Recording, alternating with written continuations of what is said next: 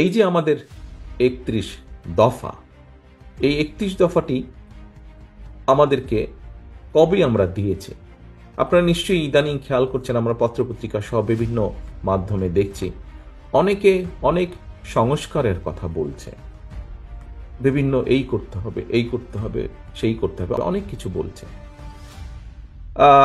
আমাদের বিএনপির পক্ষ থেকে দেশ জাতি নিয়ে চিন্তা, আমরা ২ বছর আগে যখন কেউ এই নিয়ে চিন্তাও করে, দেশের এই বিষয়গুলো নিয়ে চিন্তা করেনি, সেই সময় আপনাদের দল বাংলাদেশ জাতীয়তাবাদী দল ২৭ দফা প্রস্তাবনা দিয়েছিল জাতির সামনে।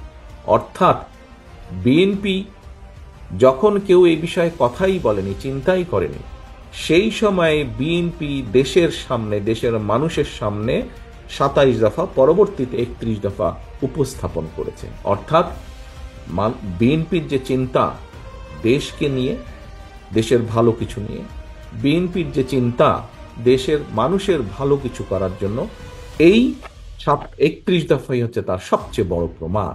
কারণ অনেক আগে আমরা দিয়েছি। এখন হয়তো অনেকেই অনেক কিছু বলতে পারেন, অবশ্যই যারা যেটি বলবেন আমাদের এখানে নিচে লেখাই আছে ৩১ দফার মধ্যে, যে এবং আমরা বারবার বলেওছি যে ৩১ দফা যে শুধু ৩১ দফায় থাকবে, এটি যে চেঞ্জ হবে না তা না। এর ভিতরে যদি ভালো কোনো বিষয়, যদি ভালো কোনো প্রস্তাবনা আসে, অবশ্যই আমরা সেটি গ্রহণ করব। অবশ্যই সেটির আলোকে, সেটি সকলের কাছে গ্রহণযোগ্য হলে, সেটির আলোকে আমরা যদি রাষ্ট্র পরিচালনার দায়িত্বে থাকি, সেটির আলোকে অবশ্যই আমরা দেশের পলিসি গ্রহণ করব। এটি প্রস্তাব সকলের কাছে, সকল মানুষের কাছে। কেউ যদি ভালো কিছু দেন, অবশ্যই আমরা তা গ্রহণ করব।